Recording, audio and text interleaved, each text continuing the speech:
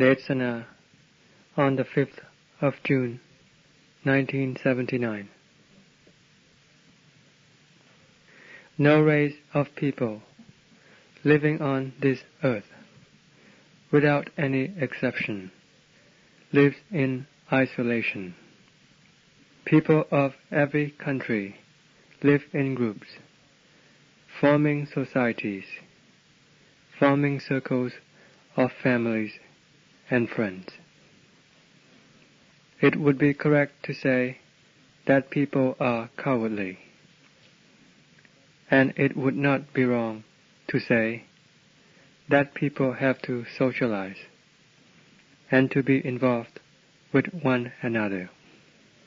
With us bhikkhus, who are fearless and resolute, should live alone in seclusion. But fundamentally, we still have to live in groups and in company. We still have to have contact with our peers. Though we spend most of the time wandering around and living in seclusion and solitude. But from time to time, there will be the occasion and necessity to come into contact with our peers and our teacher, to ask some of the questions that we might have arising from our practice, and to listen to further instruction about the truth and Dhamma. So in the end, we are also classified as social animals, with the exception that our way is different from that of the other people. The traditions, customs, rules and disciplines of the bhikkhus and the laity are different from one another. The traditions and discipline of the bhikkhus follow the rules of Dhamma and Vinaya, and therefore in all our conduct and behavior we must conform to the principles of the Dhamma and Vinaya. We also have to be mindful of our thoughts and of which way they are going. We have to be concerned with the morals of it, and whether this thinking is going in the right or the wrong way. For it is still possible that even if we are not going against the Vinaya, we could be going contradictory to the Dhamma. To break the Vinaya is a grosser offense, while breaking the Dhamma is a more subtle offense. They are all the work of the Kilesas, and that is why we have to be careful. For we are here for the purpose of overcoming and correcting the Kilesas. We must not take these thoughts lightly. Our actions of body and speech that we exhibit when we communicate with our peers must be watched and observed. Whether we are living in seclusion or in company with our fellow bhikkhus, we have to be mindful of our conduct and behavior. We have to be observant of the rules and the discipline, which is the Dhamma and the Vinaya. This is our path, and we cannot let go of it. When we live in company, we have to follow the traditions, the rules and the disciplines of the society that we are living in. And this is the society of the bhikkhu. The laity have their own laws and customs to govern themselves. They have their own ways and customs, which are of a coarser nature, as they are not very strict with their behavior and conduct. It is not like the way of the bhikkhu. Speaking from the principle of the one who has gone forth, the Bhikkhu must be careful at all times, and be mindful and observant of all of his behavior and conduct, every action of body, speech, and heart, and in all postures. We are now living together in company, and this company is made up of varying temperaments and personalities. We bring with us our own old ways and habits, the core of our personality and character is our own unique thing. We have to realize that these are each individual's personal traits.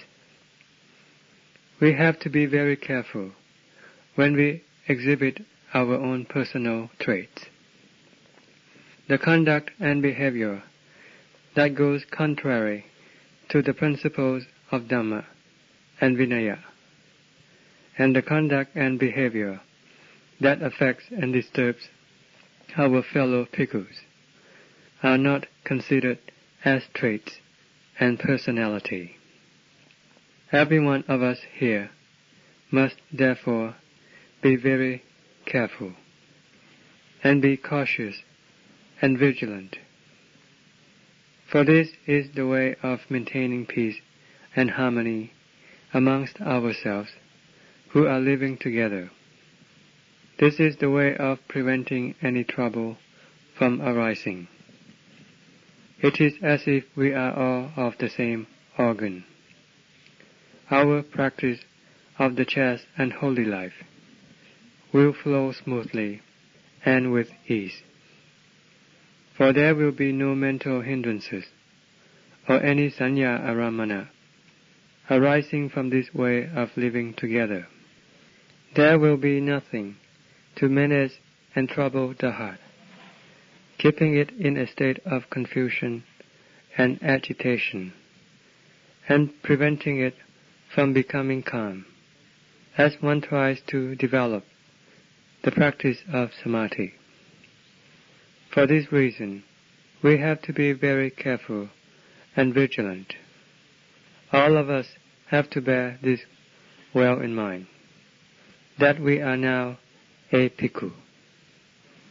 We must maintain our status of the bhikkhu, both in our hearts and in our behavior and conduct, of speech and bodily action.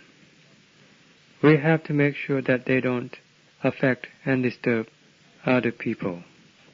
As far as conceit and snobbery is concerned, this is directly the work of the Kilesas.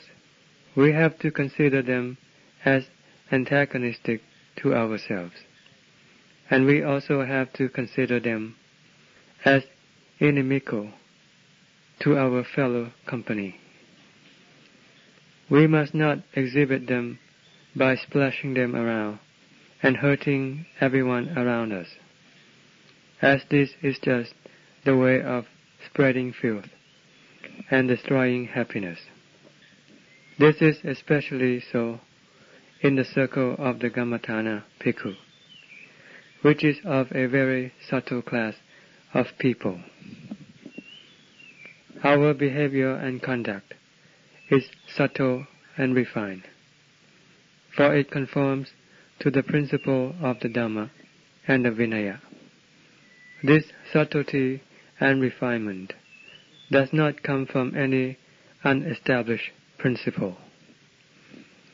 We follow the principle of the Dhamma and the Vinaya as our way of practice. For the principle of the Dhamma and the Vinaya is of the most refined and subtle nature. We will be able to see this clearly when we practice in the way of developing our heart. The more refined the heart becomes, the more will we be impressed with the subtlety of Dhamma. But at the same time, the Kilesas will also become correspondingly more subtle. So we must not be complacent and take them lightly. We always have to be vigilant.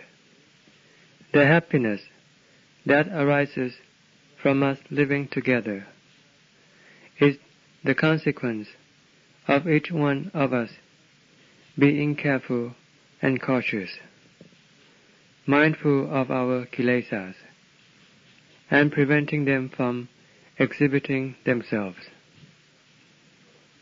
For this is just the way of disturbing ourselves, by causing us to become sad and gloomy.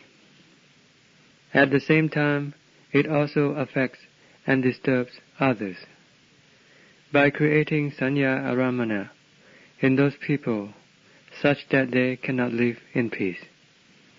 For they always have enmity and aversion within themselves. This will principally damage the work of Citta Bhavana. Even if there are no sanya aramana arising from trivial matters, it is still very hard and difficult to practice bhavana. This is because in the citta there is a natural process that constantly pushes the citta into thinking and concocting about this and that, which just disturbs and incites oneself to become confused and in a state of chaos, to the extent where one cannot enter into calm, in spite of the fact that one is striving in the exertion for the development of calm. This is how the citta normally is. And when there are other matters and problems to become involved with the citta, then it is like adding fire to it, which will only afflict it with more troubles and strife. At the same time, this will spread out to other people who happen to be living together, thus causing these people to be unable to live in peace and happiness. One just builds up a lot of evil and bad karma for oneself and others. This is not something that one who is a practitioner and who strives in the eradication of all forms of evil and immorality, wickedness and malignancy should be doing while living together to be peaceful and harmonious. Each of us has to oversee himself. We must have self-control and discipline. Our behavior and conduct must not go in the way of the Kilesas. This is the basic principle of living together. When there are no clashes or friction, and when we all follow the principle of reason, truth and Dhamma, and follow the way of Dhamma as our path of practice, then there will be no pride or self-esteem. We will only uphold what is right, based on the principle of Dhamma, as the crucial factor. Even though the citta might not attain to calm, at least there will be no dukkha. As the dukkha will not be able to arise when we have left no room for it to come about. This is one form of peace and happiness. This is living together harmoniously among friends and among good people. We should not look at each other with enmity, but we should look at each other in the light of reason. If there is the necessity and due reason for us to become involved and into contact with one another, we should allow ample room for metta, and make allowances for other people's mistakes. Let bygones be bygones. This is the way of the practitioner. We should not look at others in the light of animosity and enmity. When we see anyone break away from the principles of the Dhamma and Vinaya, then we must warn and admonish him. We must gladly take and listen to any warnings and admonishments from our fellow bhikkhus. The one who listens does so in the light of Dhamma, for the purpose of correcting the wrong that he has committed, so that he can conform to the right and the proper way that has been pointed out by his peers. This is the proper way for both parties, both the one who gives the admonishment and the one who takes the warning. The one who admonishes does so in the light of Dhamma. He does not do it out of displeasure or dislike, or for the sake of finding fault with another, or to humiliate and embarrass the other person. The one who takes the admonishment does so in the light of Dhamma. He respectfully takes the warning and the pointing out of his fault by this other person, as if he is being shown a store of great treasures. This is right and proper for both sides. Living together in harmony is important. If one of the members of the company behaves in a way that goes contrary to Dhamma, disturbing and annoying other people, then it will have an effect on every other member of the community. For this reason, living together means that each one has to be careful and cautious.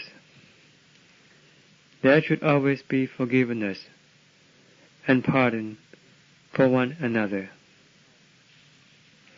befitting our status as the practitioners of Dhamma, who are filled with Dhamma within their hearts, and being principally endowed with metta and karuna, love and compassion.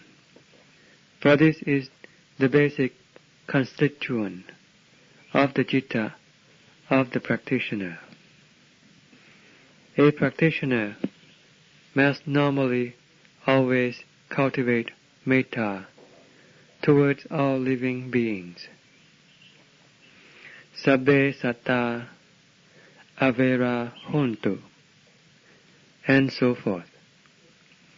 Furthermore, one also cultivates the Karaniya Metta Sutta and the other suttas dealing with the Brahma Viharas. A bhikkhu must always cultivate these thoughts.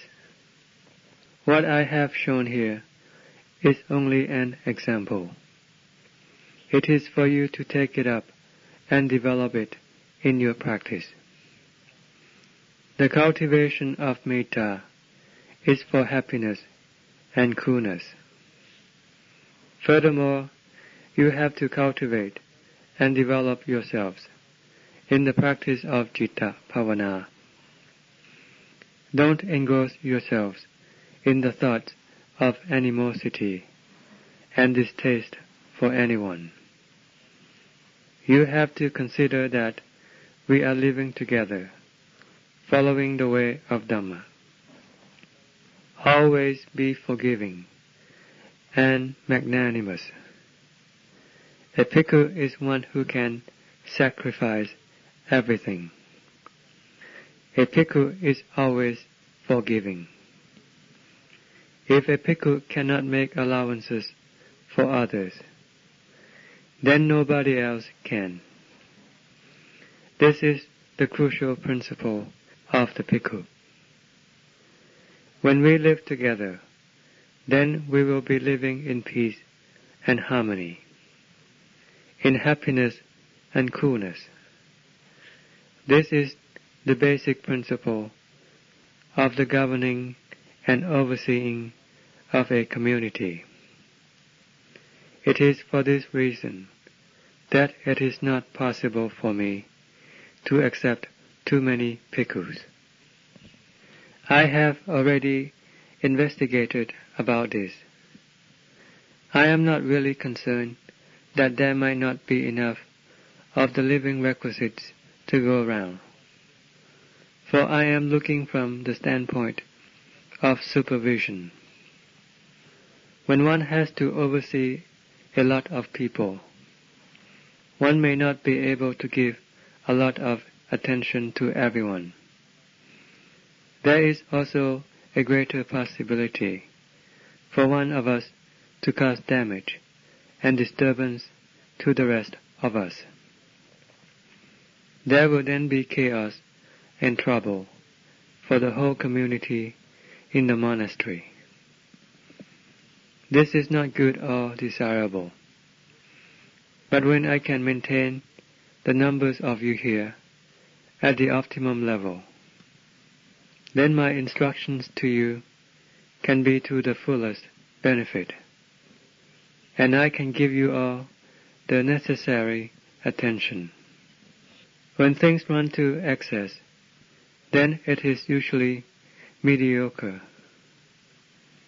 When there are too many of us, then whatever we do, we tend to drag behind.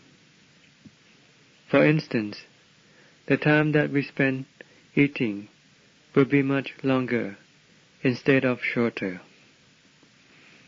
We have to spend more time in arranging things and making preparations for things.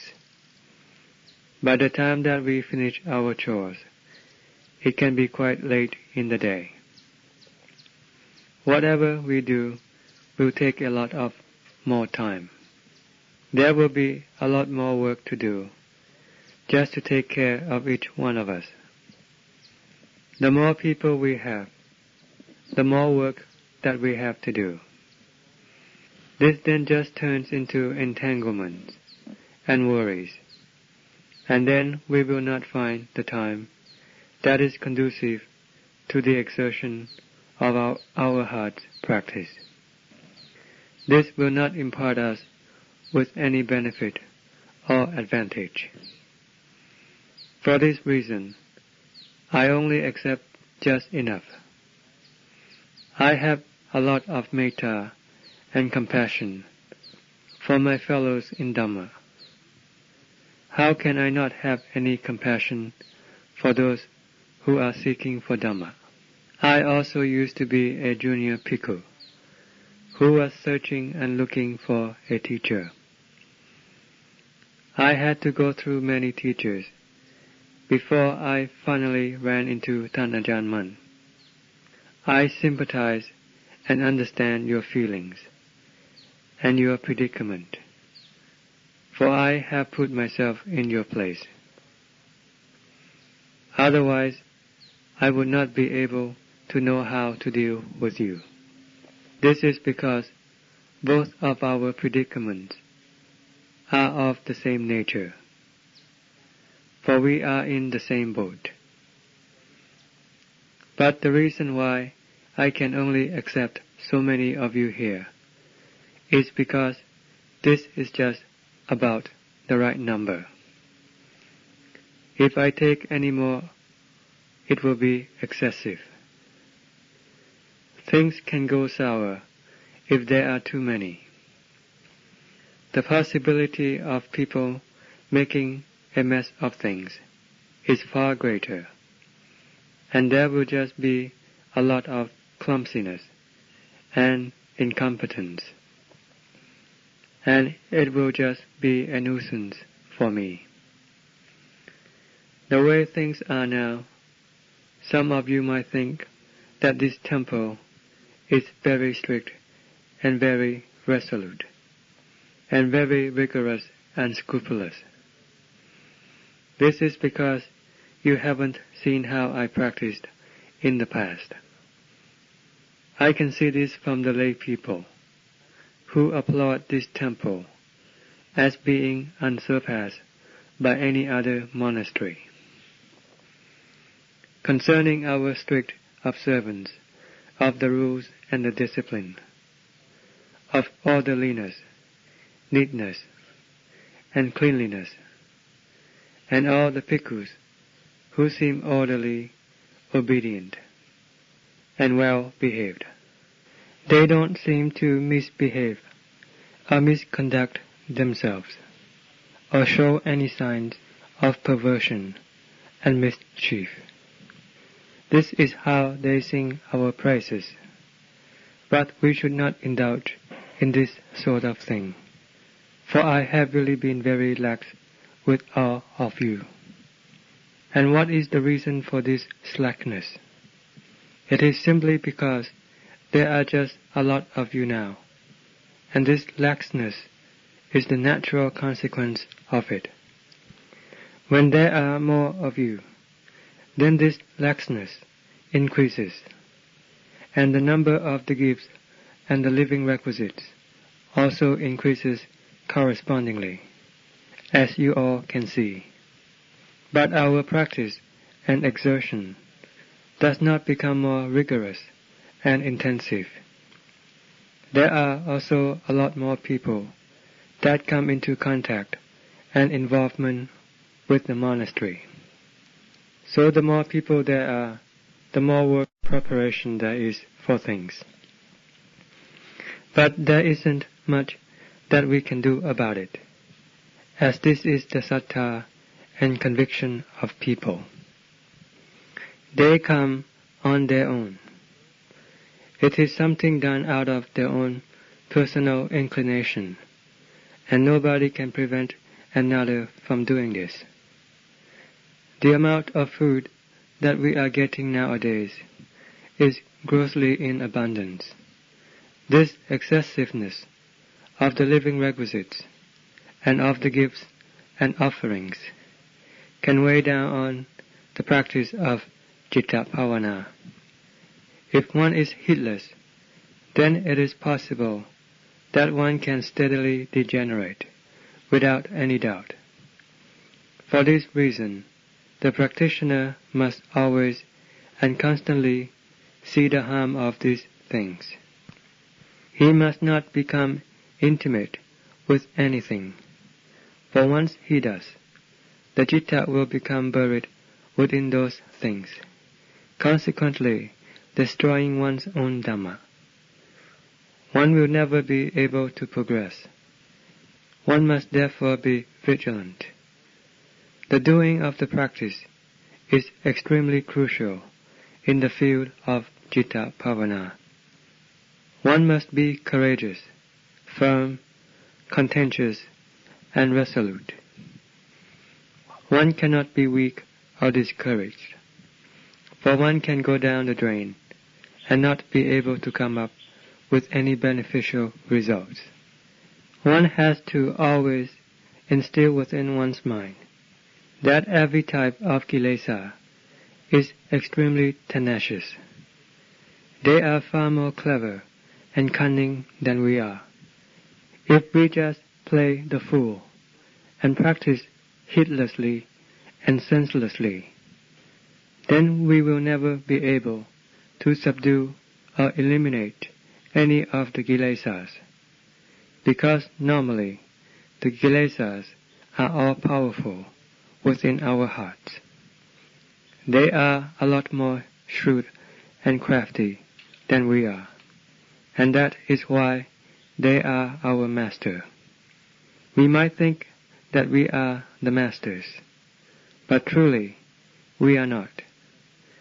We are just the attendants of the Kilesas, without ourselves being aware of it. In all the forms of thinking and concocting, that come out of the heart. It is always because of the commands of the Kilesas. They direct us to think about this and about that, and this in turn agitates the heart. This is not caused by anyone else, but the Kilesas of various sorts that push and thrust out.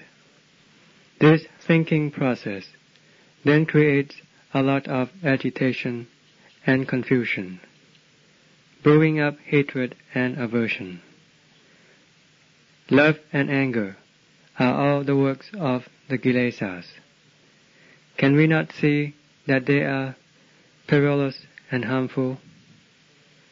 How can we consider ourselves more clever than them, and as capable of outwitting them? We are always following their lead, every moment that we think. We never realize that hatred is just the work of the Kilesas. We never realize that anger is also the work of the Kilesas, and it is the same with love and aversion.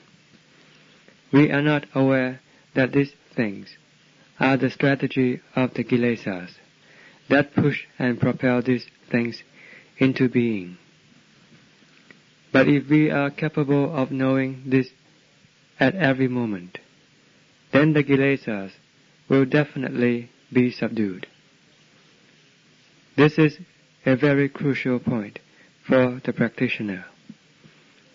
We must constantly keep this well in mind. We have to realize that there is a very great difference in skill and aptitude between ourselves and the Kilesas. With what can the Kilesas be conquered? It is nothing else but our Sattha, Sati, Panna, and diligent effort, acting as the support. Sati is terribly important. Panna is the tool that does the work of analysis and examination, countering and contending with the Kilesas. Sati is the overseer of the work, making sure that we do not lose our guard. And when we have been relentlessly developing and exerting ourselves, then Sati will become highly developed. It will then become Sampachanya, the constant awareness. This is the outgrowth of mindfulness. And beyond Sampachanya, it will become Mahasati. It is likewise with Panna, which has to move with difficulty in the beginning.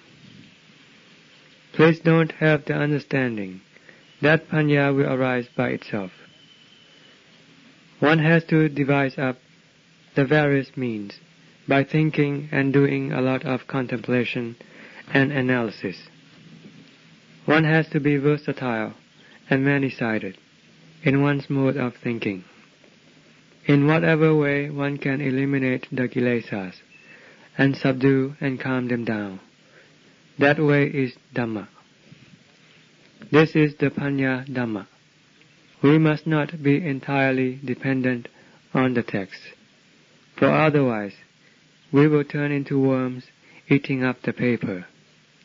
All the Dhamma that the Lord Buddha taught came out of his heart. The Dhamma is found within the heart. Sati Panna is found within the heart.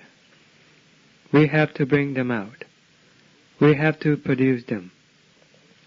Then we will be able to see into the principle of cause and effect, and use it to contend with the Kilesas. For the Kilesas are extremely cunning and clever. They are always our master in every instant of our thinking and concocting, and during every moment of contact through the eyes, ears, nose, tongue, and body, which all converge and become the Dhammaramana right within the heart. These are all the works of the Kilesas, and the reason why we still cannot see the bane of the Kilesas is because we are still a lot more foolish than they are. If we are a lot wiser than they are, then when they begin to concoct, we will be aware of them. As soon as they concoct, we will know. We have to strive in this way, and then the result will be as I have just said, without any doubt. You have to be constantly developing and training your citta. The practice of fasting is a very good way of reducing restlessness and agitation. It is one means of supporting our exertion. The practitioner who practices fasting must be careful every time he fasts. It happened to me before, and I am giving you some precautions. In the beginning stages of fasting, the citta will become consistently cool and calm. The citta is fully possessed with sati, and one is hardly ever off guard. But when one begins to take some food, then one begins to become unmindful and inattentive, which is something quite normal. But we have already acquired the past result. However, later on, when we go back to fasting, it doesn't seem to work the same way. Instead of becoming cool and calm like before, it doesn't happen that way. One then becomes disappointed and saddened. The citta now turns into sanya aramana by trying to take hold of the sati that one established in the previous exertion, making aramana during the time of one's practice. Thus we neglect the work that we are supposed to be doing, which is the setting up of one's sati. The aramana of the past has now taken its place, and therefore the results are not forthcoming. One must try to cut off this aramana of the past. One must take the present as one's foundation of practice. This is by carefully taking care of one's sati. Whatever has happened in the past, however firm and stable the citta was before, it has already happened. They were the results from one's striving and exertion, the same kind of exertion that one is now putting forth. And this exertion is being tended by sati. These results cannot come forth from any other cause. One must concentrate in the present. Don't rake up the past by trying to recall the results that happened before. However lofty they might have been, one must now forget about them. Don't call them to mind, and don't call them up as the aramana, for they will just agitate and disturb the heart. One will then not be able to attain to calm. Then there will just be regret and frustration, and grumbling and complaining that this is not like it was before. This is one form of opposition. For this reason, I am exhorting you not to become involved with this aramana of thinking about what happened in the past. One must just concentrate in the present. One must ask, what is it like now, at this time? What is the reason that the citta is not becoming calm? One must set one's understanding and awareness at this point. If one cannot take hold of the knowingness, then one should not forget one's parigama object. Wherever one goes, one must stay close to the citta. Let the citta hang on to the parigama object, constantly doing this parigama bhavana. Whatever it is, be it Putto, or Ati, or Kesa, Loma, Nakha, Danta, or Tajo, the citta must be concentrating and holding on to it. Don't let the citta go to do other kinds of work. Once one lets go of this work, then it will go into other kinds of work that are directed by the Kilesas. It is not the work directed by Dhamma. When we set the citta to be concentrated on the parigama object, then this is the work of Dhamma. We are the ones that are supervising this work by depending on Dhamma. So when we do this work, it goes in the way of Dhamma. The heart will then be calm. This is the basis of practice. In the beginning stages, when one tries to establish a basis, it is quite difficult. But no matter how hard it can be, one must not take it as an obstacle, taking it as an aramana. We must consider our exertion to be free from dukkha as extremely vital and something that we have to be developing constantly.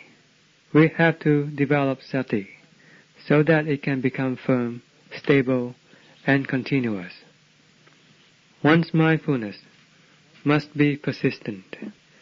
When the time is appropriate for panya to do the work of investigation and analysis, one must then do it using both the internal and the external as the objects of investigation and comparison.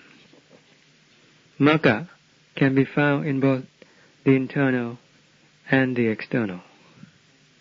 Panya can be found both internally and externally.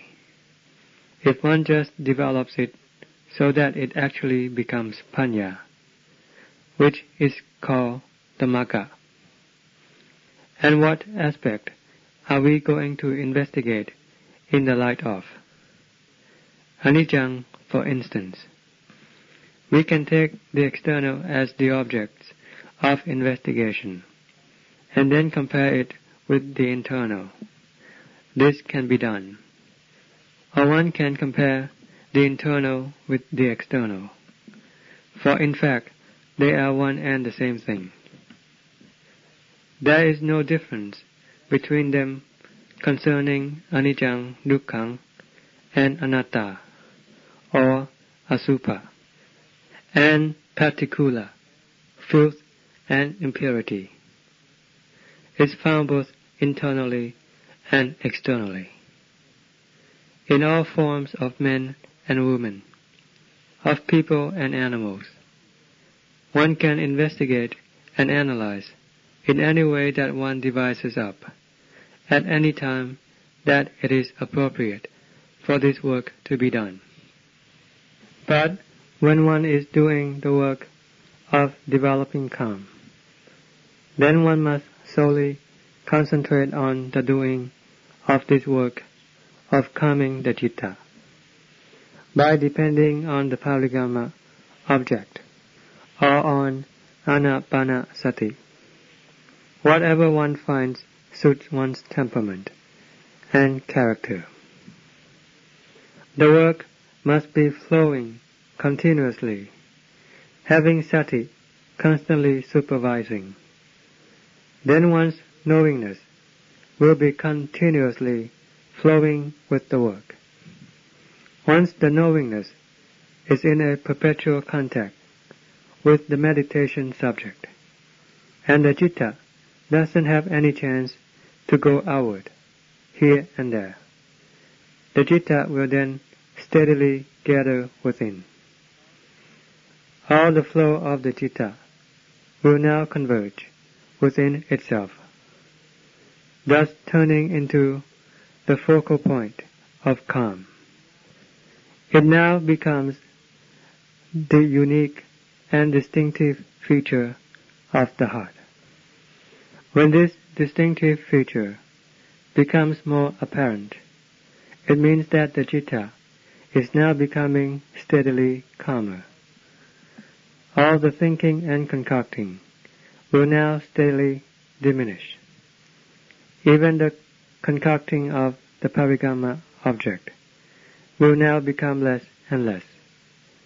What takes its place now is the very distinctive knowingness. And whether one concocts up the parigama object or not, this knowingness will still remain. This is what is meant by the citta converging into itself and becoming itself. We then remain at that point.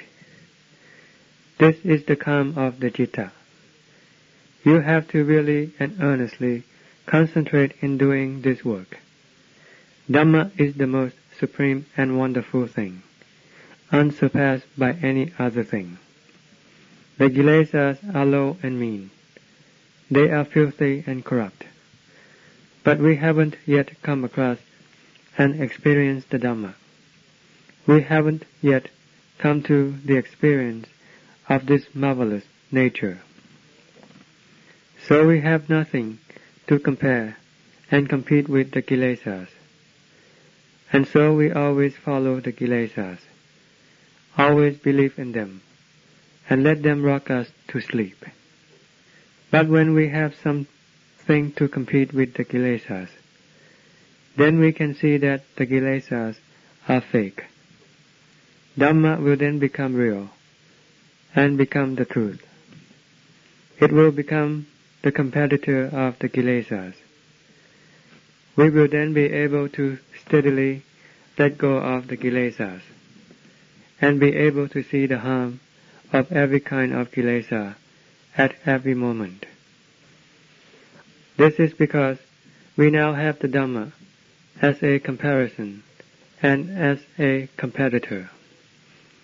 Whether this Dhamma is the calm of the heart or the discerning ability of the heart, whatever level of calm it is, and however brilliant and subtle Panya may be, all of them are considered Dhamma.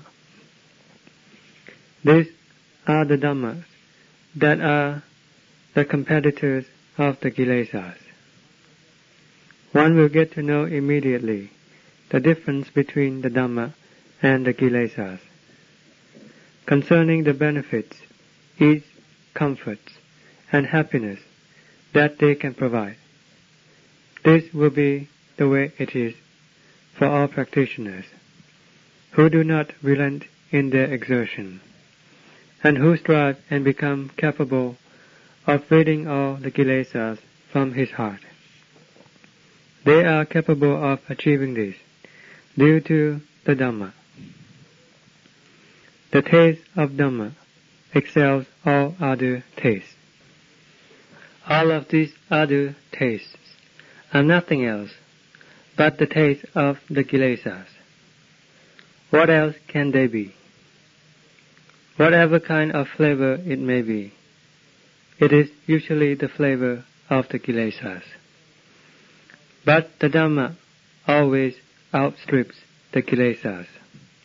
The Kilesas only surrender to Dhamma. They are not afraid of anything else but Dhamma. They capitulate to Dhamma. And how can we do it so that the Kilesas will give in and be apprehensive of Dhamma? We must take up the Dhamma that goes in the way of Dhamma, and then we must develop and train ourselves. We must not relent or back down. We will see the realm of calm right within the heart. We will come across illumination and penetration right within the heart. We will also see the various kinds of means and techniques arising right within the heart. Once we have opened up the way, then Dhamma will have the opportunity to arise steadily, and this will not depend on time and place and the postures that we might be in. Dhamma will steadily appear when the opportunity is there for it to come about, just like it is when the Kilesas come about. When the conditions are right for them to appear, then they will steadily arise. The more the Kilesas appear, then the more dukkha there will be. The more the Dhamma emerges, then the more happiness there will be. This is the basis of comparison and competition between the Dhamma and the Kilesas, so that we can see them clearly within our hearts. The Kilesas have ruled over our hearts for a long time. Aren't we ever going to learn our lesson about their harm and their poison? It is about time that we did so now, as there is now the Dhamma that will serve as the competitor to them, and the object of comparison and contrast. We will then begin to exert in our practice, and keep on driving inwards. At least we should try to make our heart calm, so that we can have peace and happiness. For one who has gone forth, especially if he is a practitioner, if he doesn't have any calm within his heart, he will never be able to have any happiness. Living amongst his peers, he will see that everything around him is antagonistic to him. Though he might not exhibit this externally, it will be building up within his heart. He will not be able to see how wonderful and noble all of his teachers are, because his Citta is burning with fire. All of his thoughts are fiery. When the Citta doesn't have anything unusual or marvelous within itself, but is fully possessed with the Kilesas, then when he thinks about his peers, his fellows in Dhamma, and about all of his teachers, it will all go in the way of the Kilesas. He will not be able to see the marvel and wonder of them. He will become dull, weak, and discouraged, and he will always be retreating. This is just sliding back to let the Kilesas trample upon him, totally tearing him into pieces. Does this befit us who are the practitioners, the followers of the Tathagata, who take up the Dhamma of the Lord Buddha, which is the foremost and most supreme Dhamma? We just leave ourselves vulnerable to the Kilesas, and let them trample all over us, from the tops of our heads down to the soles of our feet, for countless lives, and we still have not learned our lesson yet. When are we ever going to come up with any wisdom? How can we ever believe in the Lord Buddha? It is correct to say that we take up the raga, tanha, saranang gacchami as our refuge. There is just empty wind in the Buddhang, Dhammang, Sanghang, saranang gacchami. For truly, it is all the time raga, dosa, moha, saranang gacchami, and we are much closer to them than to the truth and Dhamma. We only think about the truth and Dhamma occasionally, but the Kilesas are in the heart. They are deeply buried there, for they have now completely merged with the heart itself. And there is now no way that the Dhamma can infiltrate into the heart. So there is nothing marvelous and wonderful within it.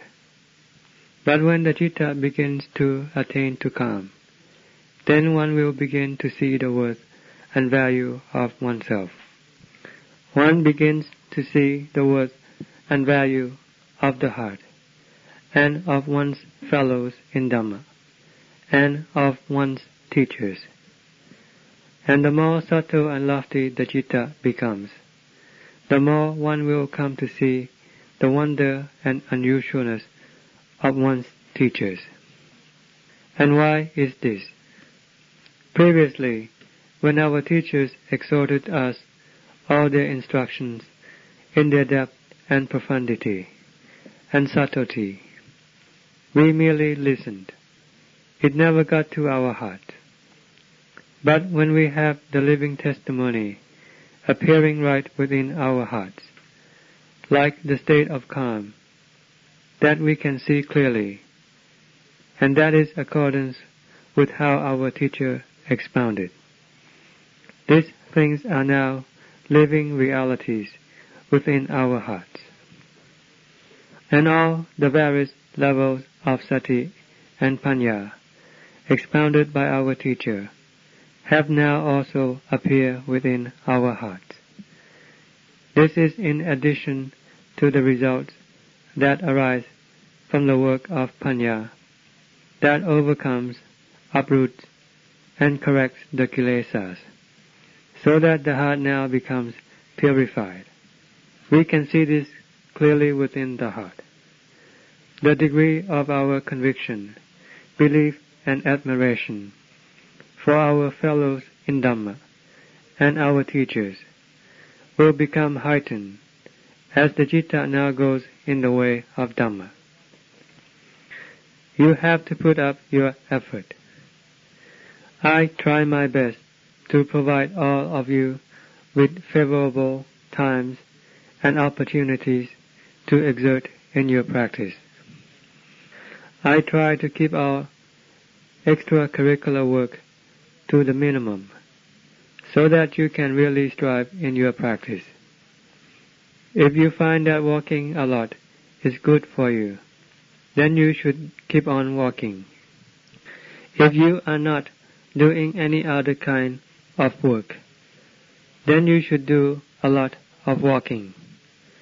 The body can be adversely affected if it is not given the proper workout and exercise. You should therefore do a lot of walking, doing your walking practice as a way of working out. Sitting for a long time or sitting a lot depends on your ability. This is not something that can be forced upon you. It depends on your own disposition and whatever is suitable for you. As far as I myself was concerned, in the beginning stages of practice, I found it quite painful after sitting for about 30 minutes. But then I was able to extend it to an hour and a half, 2 hours, and 3 hours, and 4 hours, sitting each time. During each session of sitting, I usually sat for about 3 or 4 hours. But when the time came for putting in an all-out effort, then it really happened by itself. There is a time when one comes to a critical situation, in which one will have to contend until one comes up with the results, and comes to true realization and insight. This is when one goes into the ring and puts one's whole life at stake, like sitting all night. I had never anticipated doing this before, but as I began to sit, then the Kilesas would begin to gather up their forces and really strike at and swoop down on me. I began to wonder what was going on. It seemed like I was being obstinate and unyielding, though it was going in the way of Dhamma. I said, "What is happening?" This is the way of the Magga, contending with one's own Kilesas. One isn't picking a fight with anyone. If one is contending with other people, then this is the work of the Kilesas. But when it is for the purpose of conquering oneself, then this is the Magga. Magga is the instrument of contention with the Kilesas. So one's Citta now begins to turn around incessantly, and when it stops from revolving around, then one says, "Okay, it's the truth or death." I immediately set up a resolve. Today, I have to get to see the truth that is manifesting itself right at this time. What is the cause? If I don't die, then I have to remain until morning before I will get up from this seat. From this moment until dawn, I will not let anything come to sidetrack me from this work. The Citta then begins to turn around incessantly, and that is how it was when it was the time for it to become like that arose. When one is capable of establishing a basis from this way of practice, then this becomes a very good instrument for one to tread in the future. One will have no qualms, nor have any fear of the Dukkha Vedana that one has investigated before. One knows how to investigate Dukkha Vedana to the extent where that Vedana is totally cut off from the heart. It can no longer protrude into the heart and affect it. One has clearly realized the truth of the body. Every part of the body is one form of truth, as it is. The Vedana that appears doesn't know that it is Vedana. It is one form of process or condition, and it is a form of truth. It exists as it is. It is the Citta that alleges that this thing and that thing is this and that, supposing that we are dukkha, or that we are experiencing or being afflicted with dukkha, rounding it all in and calling it I. So we end up rounding up these things, which are the truth in themselves, just to burn ourselves with, because our Panya cannot catch up with them. But when Panya has analyzed and differentiated every part and everything, and seen them according to the truth, then every part of the body is just the body. They are all just as they are, and as they have been since ancient times. Vedana is a condition that arises, remains, and disappears, as is natural for it to do. It is the Citta that supposes and assumes and presumes. Sanya is really the chief culprit here. When one begins to understand this, then the Citta will steadily begin to draw inwards. This is actually the Sanya that is steadily drawing inwards. One then gets to see the truth within one's heart. The heart then becomes real. The body is real, and so is Vedana. They each are real, and though Vedana might not disappear, it will not affect the heart. One can remain quite at ease and comfortable. This is an extremely crucial technique, for one is now able to establish a basis. One now becomes bold and courageous, and the Citta becomes graceful and elegant. There is brilliance and luminosity right within the Citta. One begins to see the indescribable marvel within one's heart. It is something that one has never experienced before. With this much success, one is quite proud of oneself. One can now fearlessly face up to Vedana, as well as coming face to face with death. One will just say, really, where will this death come from? What form of Dukkha Vedana can deceive me? At the time of death, what kind of Dukkha Vedana can appear if it is not this self-same kind of Dukkha Vedana that is appearing at this time? But I have already understood the truth of the Dukkha Vedana that is appearing at this time.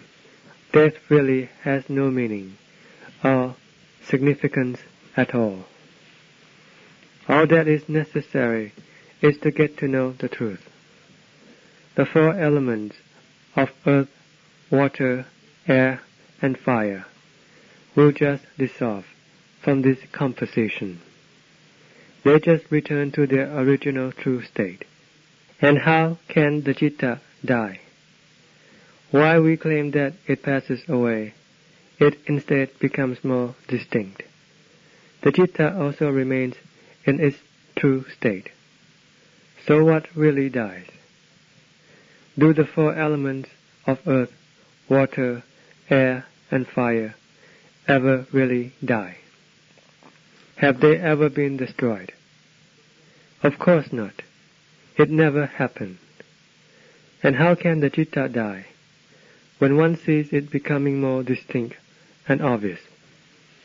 Is this the one that is going to die? How can it die? One cannot even find the reason or the cause of it. It just manifests itself more distinctly and obviously. It will become very distinct, and one becomes very brave and courageous. This is speaking about the time when it is suitable to put in an all-out effort into the contention. This will come by itself. May all of you put in your effort and strive in your practice. Don't relent or retreat, and be always and constantly endeavoring and striving. You have to take hold of this supreme treasure and make it the possession right within your heart. As far as the Kilesas that are ruling over our hearts are concerned, they have been here for kalpas and kalpas, and have been so long that we are not capable of tracing their origin right on down to the present. This is due to our blindness, for we are entirely under the control of the Kilesas, allowing them to trample on and damage our heart. We let them push us around to take birth in the various forms of existence. Whatever form of birth we take up, it is all due to the influence of the Kilesas. It is the Kilesas that lead us to take up birth and to die, to suffer dukkha, and to go through a lot of trouble and hardship. If we cannot see the harm of the Kilesas, then what can we see the harm of? There is nothing else that is harmful to us. The external conditions, such as the climate, the hot and the cold, and the weather, are all something quite ordinary, quite normal, quite usual. They are not as severe as the Kilesas that hurt us and oppress us. This is how we have to see the harm and the bane of the Kilesas. Then there will be a way for us. The heart then will live in peace and tranquility.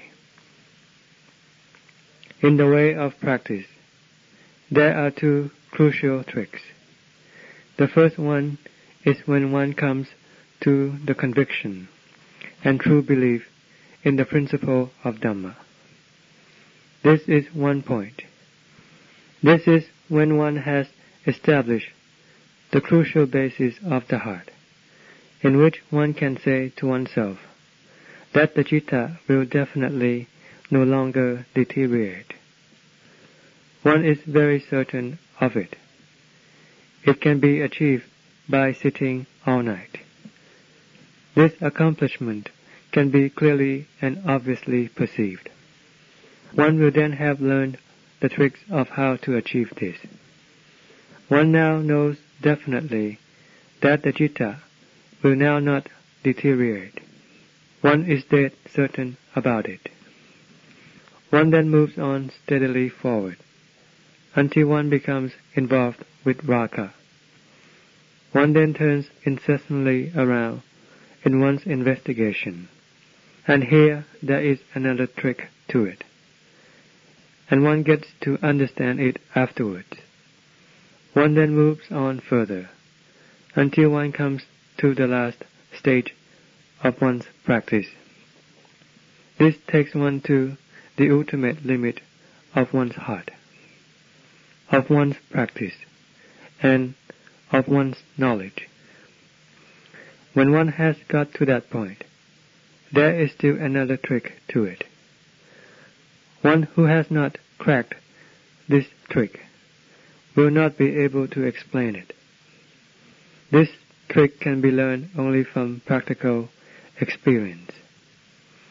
This is similar to what the text states, when it says that an ordinary virtuous person is not capable of answering and solving the questions and problems of a Sotapanna.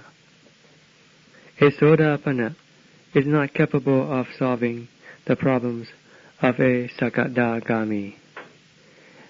A Sakadagami is not capable of solving the problems of an Anagami, and an Anagami is not capable of solving the problems of an Arahant. And furthermore, an Arahant will not be able to solve the problems of the Lord Buddha. Also, no other Arahant will be capable of solving the problems of the Venerable Sariputta and the Venerable Moggallana. This is because there are tricks to solve these problems. Though these tricks might not be dealing with the correcting and overcoming of the Kilesas, they are nevertheless beyond the ability of some of these people. But when we were speaking about the tricks dealing with the Sotapanna, the Sakadagami, the Anagami, and the Arahant, these are the tricks in the overcoming and the correcting of the Kilesas. When we have learned these tricks from our practical experience, be it any level, and when it is something that is not described within the text, but something that we can perceive clearly within our hearts, and we take these tricks and ask someone else who hasn't experienced them, he will not be able to answer us. He will be stuck with it, even if he is a very learned scholar of the Tipitaka. He will be stuck. Therefore, when we look in the light of truth, how can anyone be contemptuous of the Kammatthana practitioner when he can ask you a question which you will not be able to answer? Consider, for example, at the time of the Lord Buddha, there was a well-learned scholar who had accomplished his study of the Tipitaka. He was scornful of the Kammatthana bhikkhus and treated them with contempt and derision. The Lord Buddha heard of him. Now all of those Kammatthana bhikkhus were arahants, so the Lord Buddha came upon the scene. The Lord Buddha then himself set up the questions. He asked the scholar, whose name was Bodhirakkhita, but he was not able to give an answer. He then asked the Gammatana Bhikkhu, an arahant, and he was able to give an answer immediately. The Lord then asked another question, which was of another level of Dhamma, and he asked Bodhirakkhita, the scholar, again. Again he was not able to answer, and when he turned around and asked the Gammatana Bhikkhu, he then answered immediately again. When the Lord Buddha asked the scholar, he was not able to answer any questions, but when he asked the Gammatana Bhikkhu, he was always able to give an answer right away. The Lord Buddha then said to the scholar, "You should not be contemptuous of the Gammatana, because you are similar to a cowherd, a hired hand. You only get paid a salary to make a living from. But the sons of the Tathagata are similar to the owners of the cattle. They can make use of the cattle at any time they please, for they are their possessions. They do not work for anybody. They are the boss." That was how the Lord Buddha expounded this discourse, as it was presented in the texts. There are tricks in the way of practice. When they discuss them, those who have already experienced them will be able to understand what the other is talking about. They can understand what wrong view is. One has the wrong opinion, although one thinks that one is correct. But one who has already passed beyond this will understand when it is being related to him. For instance, one may have the understanding that one has now got rid of raga. One who has already passed beyond raga can question the one who is professing and ask him to relate. Then he will be able to find out the faults. When one has truly got rid of raga, one will come to the understanding of the logical principle working behind it. The important thing is that one should practice and progress, and come to experience these things.